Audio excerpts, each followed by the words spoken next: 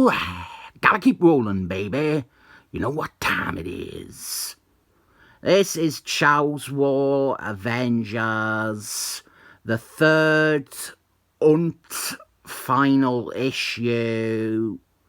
Fantastic cover on this one. I would have put this on the cover of the first issue, but what do I know about comic books? The premise of this miniseries was, well, it was a tie-in to a crossover called Chow's War, and the Avengers in question are a bunch of deceased heroes who have returned to life due to the machinations of the bad guy in the main story. A big black tendril shadow design baddie called Chow's King. He is trying to eliminate everything ever, and to that end he has started destroying dimensions and realms, which has caused Lady Death's domain to crumble. And now the dead are roaming the living world. So 6 dead Avengers are now fighting against Grim Reaper, who was thrown in with Chow's King. Here we have the Vision fighting his longtime enemy and half-brother. The Vision, he had been dead and deactivated ever since Michael Bryan Benson had She-Hulk's rip him in half. Although there was an upgraded Vision, it was running around with the Mighty Avengers and the Young Avengers. So I always saw him as a character who was never really dead. And never mind, he is dead again. Grim Reaper jammed his scythe down his throat. Could be reinterpreted as a sexual slash fic. Incest too. Guy jams his scythe down the throat of a robot with his brother's brainwaves. I strongly recommend this series, even if you have not read The Avengers since whenever. This is a fun story, and it allows some dead characters another chance to shine. And some of them, like Lifecry and Yellow Wasp, both of whom had fairly crappy deaths. It allows them to gan out as heroes. We also have Captain Marbles, the real one, mar-vell, and Swordman and Dr. Doom. I have made my opinions on Dr. Doom known, and so did this series. In the first issue, it had Yellow Wasp point out that Dr. Doom is a cunt, that Dr. Doom has always been a cunt, and that Dr. Doom is still a cunt. And to this series' credit, after depicting him in character as a disinterested arsehole, it lets him have a big heroic moment. And we get a flashback here to just before his death. We have had little flashbacks throughout the series, expanding on their pasts, or flat out revealing Lifecry's backstory finally. And this here is during Warren Fallis's time with Dr. Doom, which ended after 4 issues with Dr. Doom shot, stuffed in a trash can, pissed on, and then set on fire. I think this is actually meant to be just before that series. But yeah, Dr. Doom, he gets to be a hero, and it actually feels earned. First, he protects all the unconscious, semi-dead bodies of the heroes. They were all killed / plunged into eternal sleep in the main series. And then he faces his former lover and Jim Reaper's current lass, Nocturna, and he does a Gandalf. I am trying to cut down when I refer to specific commenters on my videos, because that must be alienating for anyone else. But a certain commenter, you would like this miniseries.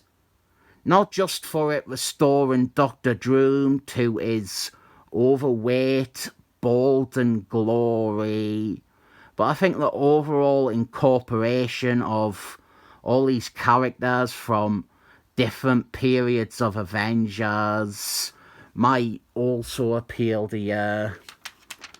There is no 90s 4 though, and we really have just had 7 pages of Dr. Doom, and here he is fending off both Nocturna and Jim Reaper.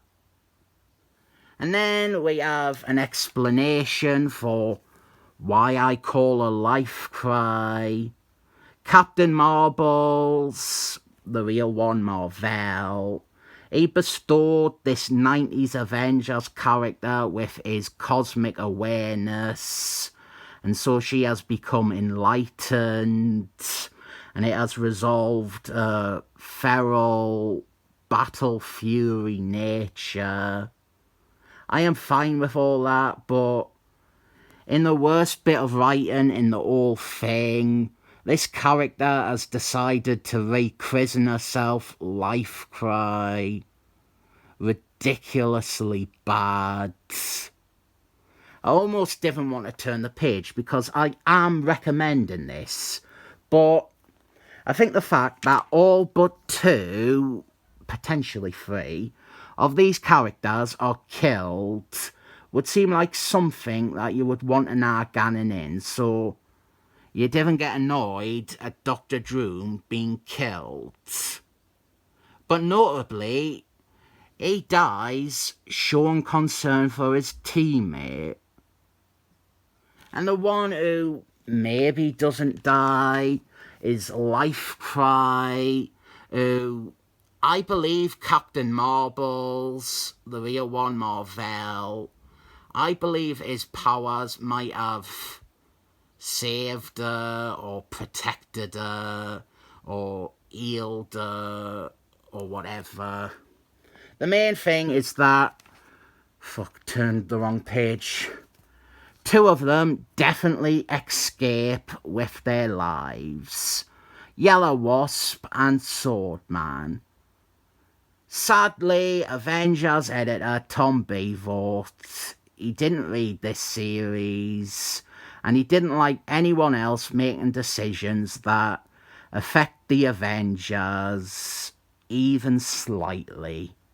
So he just said this didn't matter, and they returned to being dead afterwards, defeating the point of the story that they are survivors, and ignoring that Alpha Strike returned from the dead the exact same way. And you already saw it briefly when I turned to the wrong page, but Yellow Wasp gets a flashback showing her trying to join the Avengers, and I didn't know when the fuck this is meant to take place. The first pin in any potential placement is Stephen Rogers is Captain America again, which would place it likely after she actually did join the team for a mission in Digivolutionary War. That is fine with me, But then we have another problem in that Alfred is not hostile towards her when he maintained grudges against all of the Masters of Evil who held him captive and beat him up.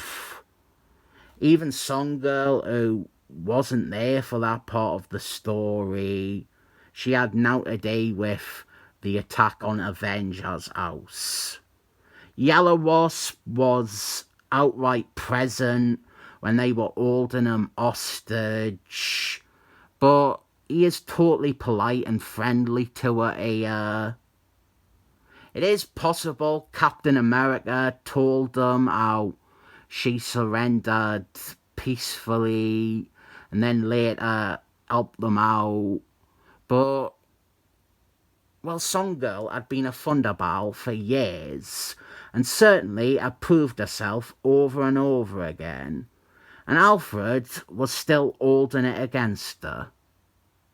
Alfred is a jerk. I thought I had a great fix for this because if you look at the paintings on the wall showing Avengers lineups, they only gone so far. They only gone to about the start of the 80s. I thought this could be used to suggest that she applied for membership after her first appearance and before she joined the Masters of Evil, which could have worked and helped really strengthen her undecisiveness when it comes to good or bad. But that doesn't work either because she was in jail from the end of her first appearance in Avengers 264 until the Masters of Evil broke her out in Avengers 271. So, I am saying this probably takes place during the Barry Hamner run. Maybe after this scene, she goes off and joins the Femazons in Captain America 388. That is probably where it lands. Just before that. It has to be before Affinity Wars, since she went off to the future with the Galactical Guardians in that, and she stayed there for a while, and then when she came back, she died straight away. Let's just say Alfred was grinding his teeth through all of this scene. The point is that she never felt worthy of being an Avenger before, but she does now. Great series, go and read it, strong recommend. You didn't need to read Chow's War, you get a self-contained thing here. I spent a giant percentage of this video trying to work out where a flashback takes place. So, I have got to give it 7 thumbs up for making me brain have to do some work.